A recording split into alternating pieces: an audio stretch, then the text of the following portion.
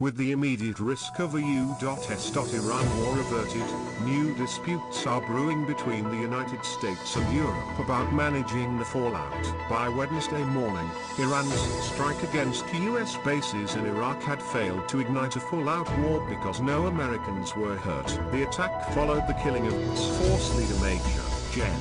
Qasem Soleimani in the U.S. drone strike, which Washington officials have tried to frame as an act of self-defense. President Donald Trump seemed intent on taking the apparent de-escalation to the bank as a foreign policy victory during a midweek White House address, but he wanted concessions from Europe. The work week ended Friday with officials in Brussels having rebuffed Trump on one demand outright, that Europe should abandon the Iran nuclear deal, while buying time on another, a greater role for NATO in the Middle East process. As the president phrased it, coming out of an emergency session of foreign ministers, European Union chief diplomat Josep Borrell told reporters Friday evening that the bloc would strive to uphold the nuclear accord with Iran so long as the country returns to its obligations. It is clear that we are in a completely different position from the United States, Borrell said. At the same time, he allowed that differences between the remaining treaty parties could at some point become so irreconcilable that the accord would die and the United Nations sanctions against Iran would go back into effect. The United States withdrew from the deal in May 2018, fulfilling a Trump campaign promise of nixing what he considered an ineffective attempt at denying Iran nuclear weapons.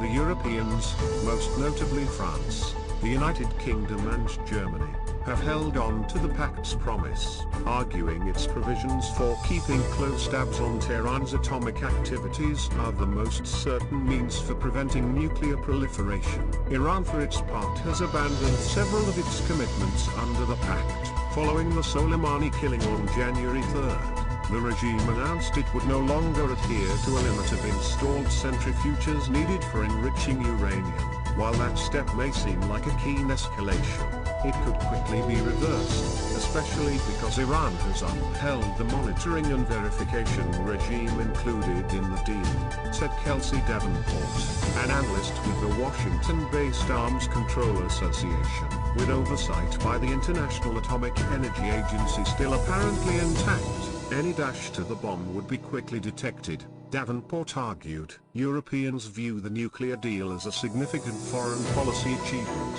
she said. At the same time, Europeans could come to rethink their stance if Iran continues to test the limits. She added, besides the Iran deal, the suddenly fragile ground for cooperation with Iraq in the fight against the Islamic State group is occupying the minds of European leaders. That is because Baghdad seems poised to throw foreign troops, stationed there to push back ISIS and train local forces, out of the country following the American drone strike that also killed an Iraqi militia leader. Iraq is our most important concern, Borrell said, noting that EU members have built an association with Baghdad that permeates not only security cooperation but also economic ties. That is, presumably, where Trump wants the European NATO members to step up.